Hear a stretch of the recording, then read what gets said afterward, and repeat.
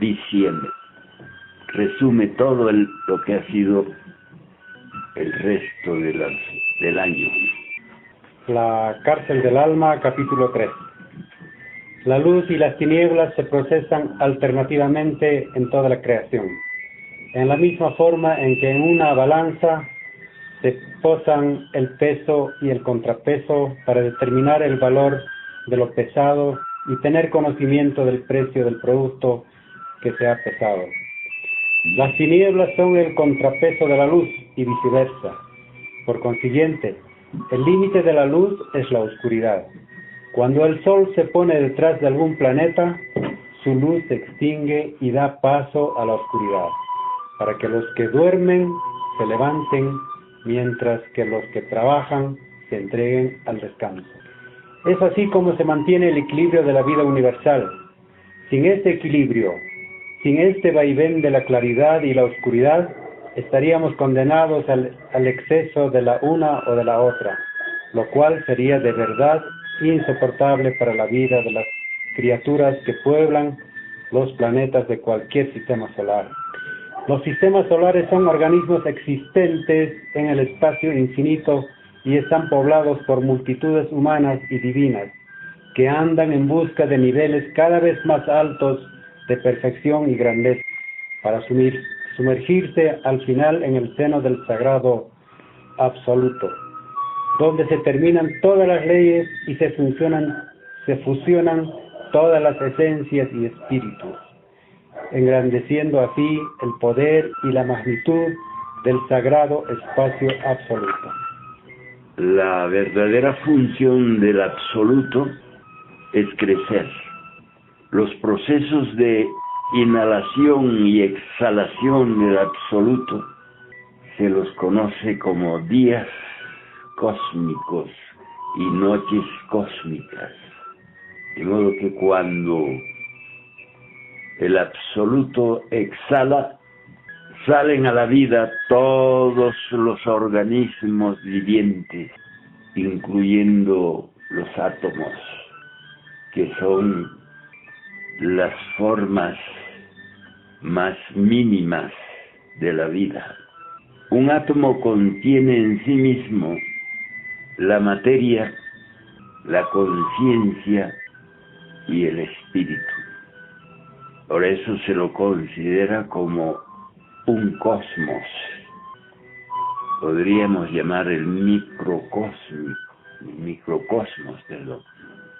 Esa sería la parte más pequeña de la vida universal. De modo que el absoluto, para crecer, lanza al espacio infinito su fuerza en forma de cosmos, en forma de organismos vivientes. Así, cuando concluye un día cósmico, el absoluto inhala, absorbe en su seno todas las criaturas, todos los organismos, y con eso aumenta su poder, aumenta su grandeza, de modo que todas las criaturas viven la experiencia de millones y millones y millones de años cronológicos, hasta que concluye su existencia en el mismo lugar de donde partió. Las criaturas que han adquirido la autoconciencia y la individualidad regresan al absoluto y en el absoluto mantienen su conciencia y su individualidad. Todos los demás seres que no llegaron a la individualidad y a la conciencia cósmica vuelven al absoluto sin saber qué pasó durante esa experiencia de tantos y tantos millones y millones de años. De modo que al día cósmico se le conoce con el nombre de Mahanvantara. Y la noche cósmica se conoce como el Gran Pralaya. Entonces nada permanece, hasta que el absoluto vuelve a exhalar. De modo que todo lo que existe en el espacio infinito tiene la misión de crecer. Esta palabra crecer es muy significativa. Dice que cuando Dios, la divinidad, creó a Adán y Eva, les dijo, ¿qué les dijo? Primero crecer. Entonces, cuando no se procesa el crecimiento, acontece lo que está aconteciendo ahora en el planeta Tierra. Mucha multiplicación y nada de crecimiento. Así es que los seres humanos del planeta Tierra se encuentran en estado embrionario. Son como un niño que ha nacido pero no ha crecido. Entonces, ¿cuál es nuestro verdadero tamaño? Es el del niño que no ha crecido. No ha habido el crecimiento. Y cuando ese niño cumple su ciclo de vidas y muertes, tiene que pasar la horrible experiencia del viaje infernal, del viaje por el infierno. Y aunque no tenga ninguna deuda con la justicia divina, tiene que vivir la experiencia de la muerte segunda.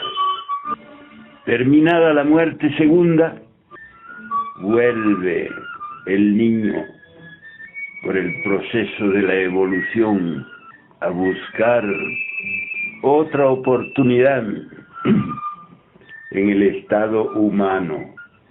¿Cuántas veces habremos nosotros pasado por el viaje infernal? ¿Cuántas veces habremos concluido los ciclos de vidas y muertes sin haber logrado convertirnos en individuos? ¿Cuánto debe crecer un niño para convertirse en un adulto? Eso es fácil de deducir. Pero ¿cuánto tendrá que crecer el alma para convertirse en un individuo sagrado? Eso es algo bastante indefinido, debido a que los seres humanos han perdido esa noción. Ya no nacen los seres humanos con la idea de crecer, sino nacen sin ninguna idea de crecimiento. De modo que llega la hora de concluir el ciclo y no ha habido el crecimiento. Entonces todos esos niñitos que viven prisioneros dentro de la psiquis humana tienen que viajar por el mundo infernal hasta que se desintegren todos los elementos infrahumanos que constituyen el ego. ¿Y por qué tiene que esperar todo eso? ¿Por qué tiene el niñito llamado esencia que sufrir y esperar a que se hayan desintegrado los diversos agregados psicológicos? ¿Por qué? ¿Por qué? Porque en cada agregado psicológico hay parte de la esencia.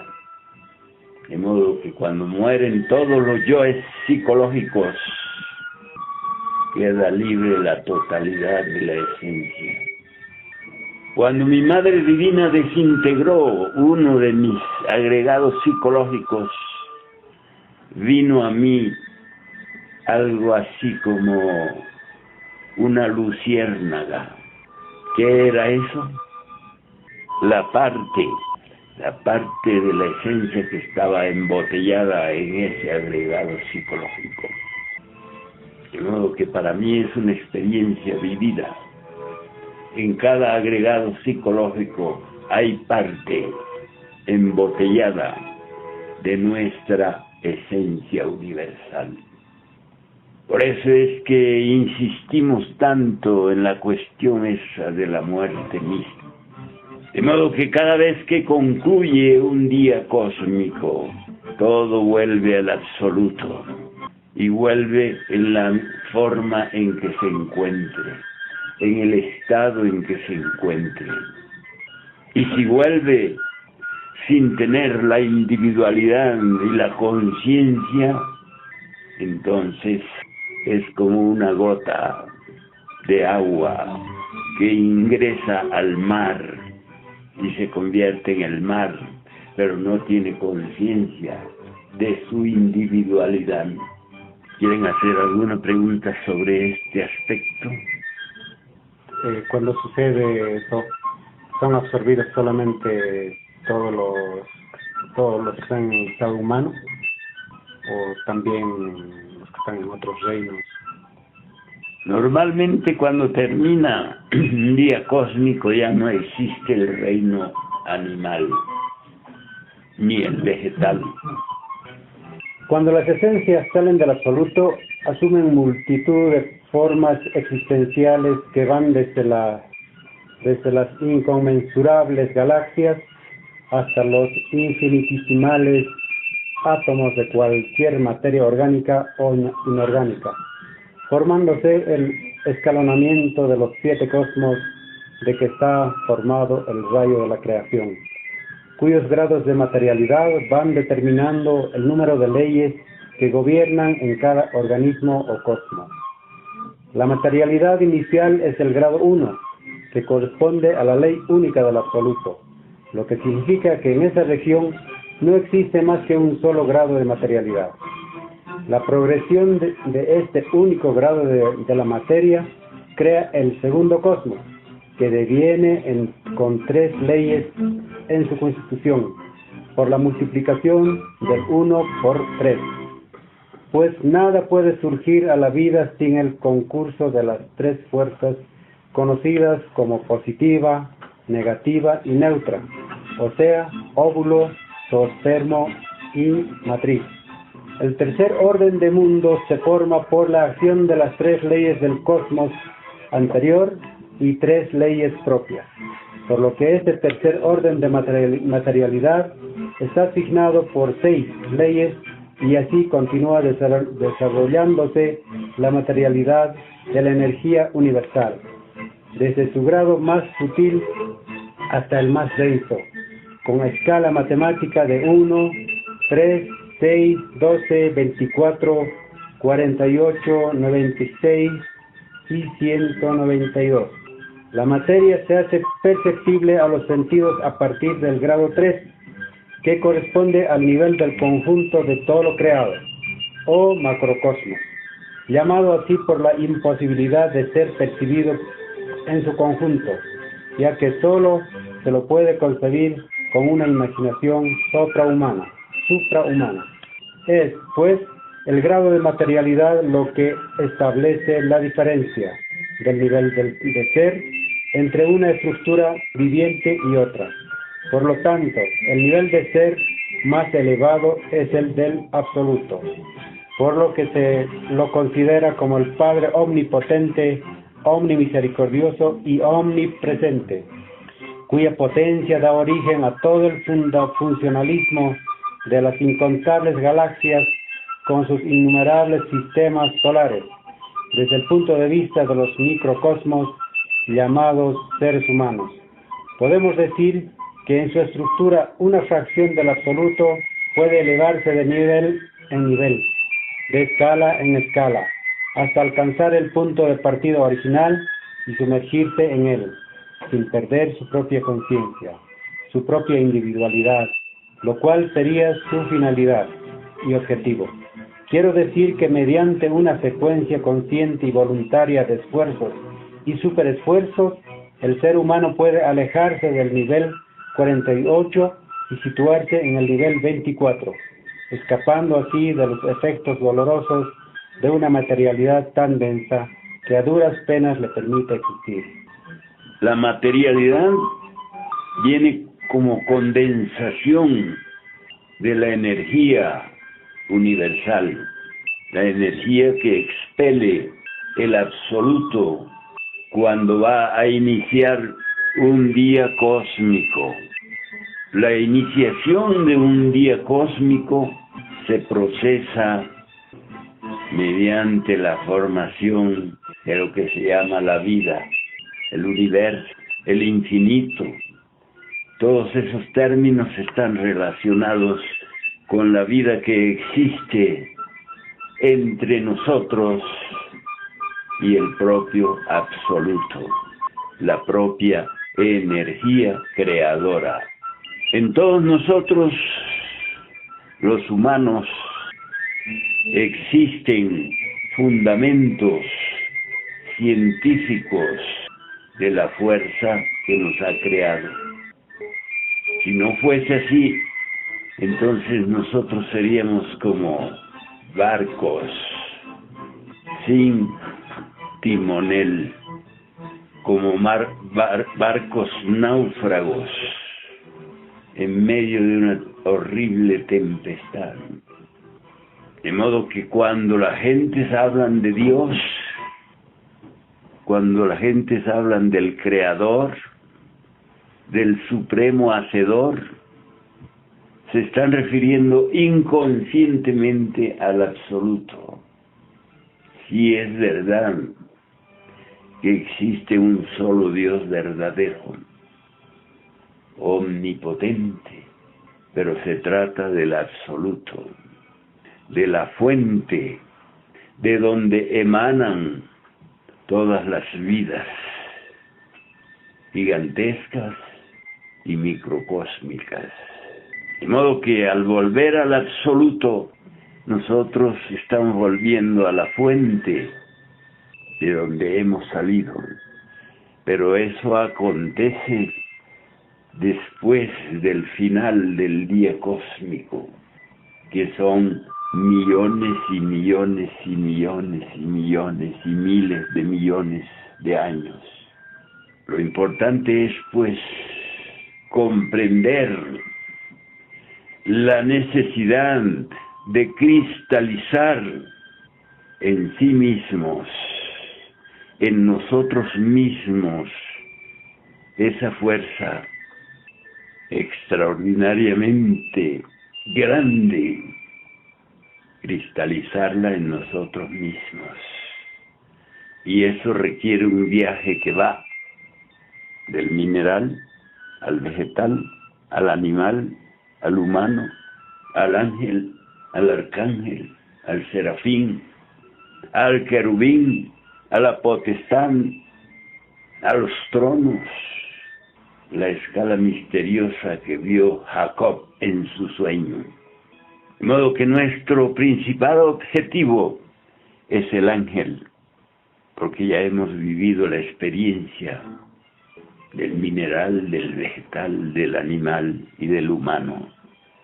De ninguna manera nos conviene quedarnos indefinidamente en el reino humano, porque ¿qué pasa si no hacemos el esfuerzo siguiente para alcanzar al ángel? Entonces tenemos que vivir el retroceso, y eso nos hace perder millones y millones de años. Somos inmortales, pero no tenemos conciencia de nuestra inmortalidad. Entonces tenemos que andar vagando por el espacio, pasando por procesos involutivos de espantoso dolor. Por eso es que todas las religiones hablan siempre del infierno. Los antiguos griegos le llamaban el Averno. Después los romanos le llamaban el infierno. Y con ese nombre romano se quedó la religión cristiana, el infierno. Viene del latín infernus, que significa lugar inferior. De modo que para no andar pasando por esas terribles y dolorosas experiencias, existe el camino recto. Necesitamos salirnos de las espirales de la evolución y de la involución, tomar el camino recto que conduce al siguiente nivel, al ángel. Nuestra predestinación es ser ángeles. Por su vez, el ángel tiene también su predestinación, es el arcángel. De modo que para nosotros alcanzar el nivel del ángel, necesitamos desconectarnos de todos los hábitos y costumbres que nos mantienen presos en el nivel del humano. Así alcanzamos el estado angélico.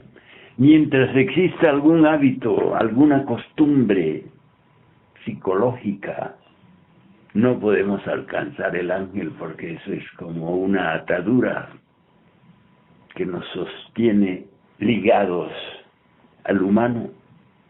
De modo que los hábitos y costumbres hay que conocerlos, porque no sabemos que tenemos hábitos y costumbres. Normalmente las personas creen que así está bien, con su ira, con su codicia, con su envidia, con su pereza, con su gula, con su orgullo. Creen que así está bien la cosa. Y ese es el gravísimo error. Necesitamos desconectarnos totalmente de esos hábitos y costumbres para que el niño pueda crecer, para que el niño pueda convertirse en el ángel, en el individuo. De modo que no estamos aquí solamente para comer, dormir, fornicar, etcétera, etcétera. La verdadera finalidad es alcanzar al ángel, desarrollar el ángel, sea femenino, sea masculino. Cuando alcanzamos el ángel, las dos polaridades de lo masculino y lo femenino se fusionan. Entonces, si vemos a un ángel, nos parece una extraordinaria mujer, y a la mujer le parece un extraordinario varón. El superhombre, la supermujer, eso es el ángel. Y eso debemos desarrollarlo, porque tenemos el principio. Eso que llaman el alma es el principio. Si no tuviéramos ese principio, no tendríamos base para trabajar, para crecer, para desarrollarnos espiritualmente. ¿Quieren preguntar algo sobre ese aspecto? Maestro, ¿existen ángeles que viven entre nosotros con cuerpo físico? Han existido los que se les ha llamado maestros, los que siempre están enseñando el camino. Esos son los ángeles. Cuando adquieren niveles trascendentales, como Jesucristo, por ejemplo, ya no pueden volver. Serían demasiado elevados para entenderlos, para seguirlos. Así es que esos que esperan que Jesucristo va a volver, grave error, no podría volver. ¿Te das cuenta? De modo que todos los maestros de la humanidad han sido ángeles incorporados. Esos son los que siempre nos han enseñado, los que siempre han querido sacarnos del barro, del lodo, de la inmundicie. ¿Quieren preguntar algo más? Para llegar a ser ángel, tengo que cambiar mi personalidad. Entiendo que en mi personalidad están los hábitos, costumbres, exactamente, los defectos psicológicos. Eso que se llama personalidad es el vehículo de expresión, un vehículo energético, a través del cual se expresan todos los hábitos, manías, costumbres, errores, defectos, etc. De modo que la personalidad, en la medida en que no expresamos lo de costumbre, los hábitos costumbreros, comienza a morirse. Me acuerdo de cómo era mi personalidad por los años 50, sumamente fuerte. Quería siempre imponer mi voluntad. Afortunadamente, después de estos últimos 50 años, ya la personalidad aquella se ha debilitado tanto que no puede ni hablar. Si ustedes observan mi relación con ustedes, valga la redundancia, si observan mi relación con ustedes, verán que no es expresión de ninguna personalidad, pero tienen que observarlo, porque si no, llega el diablo de las dudas y dice, no, ese es un charlatán sin vergüenza, como decían a Jesucristo los judíos. De modo que la personalidad llega a ser tan débil que ni siquiera puede expresarse, porque los valores internos que se expresan a través de la personalidad se mueren. Los yoes se mueren cuando no les damos alimento.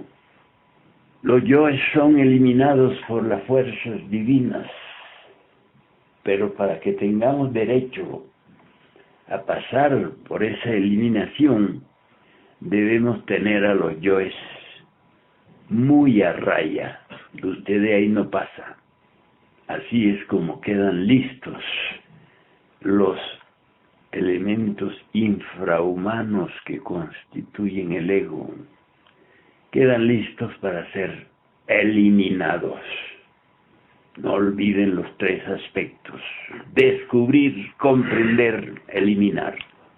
Cuando hemos descubierto un defecto, no debemos nunca más darle chance a que se exprese. Nunca más.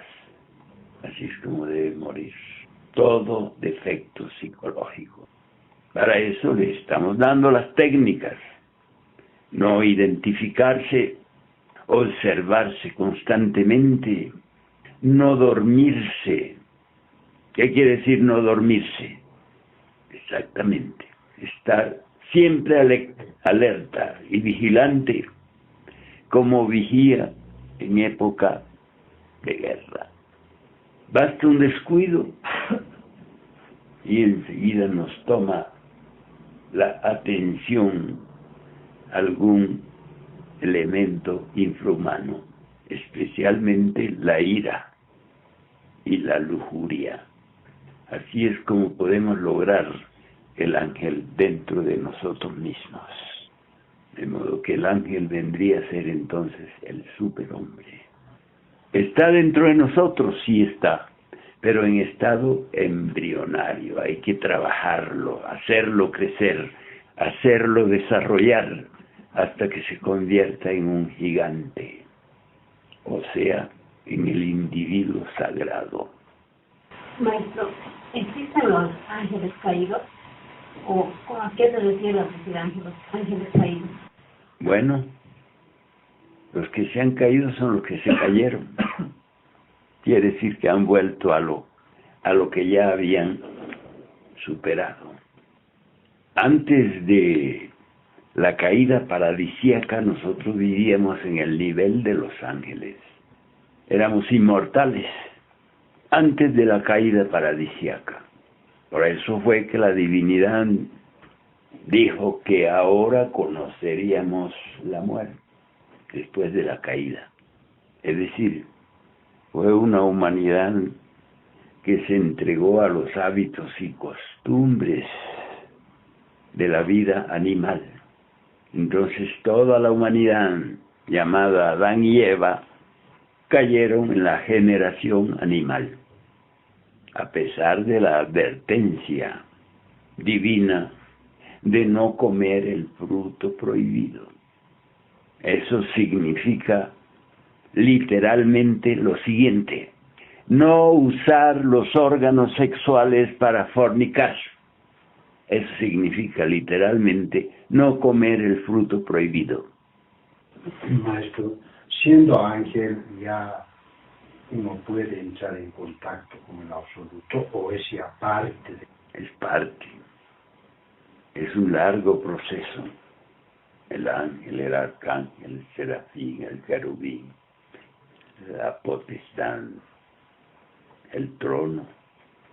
Hay una legión de seres superiores que se les llama trono, porque ya han alcanzado el nivel más alto, ya han llegado al trono supremo de la perfección.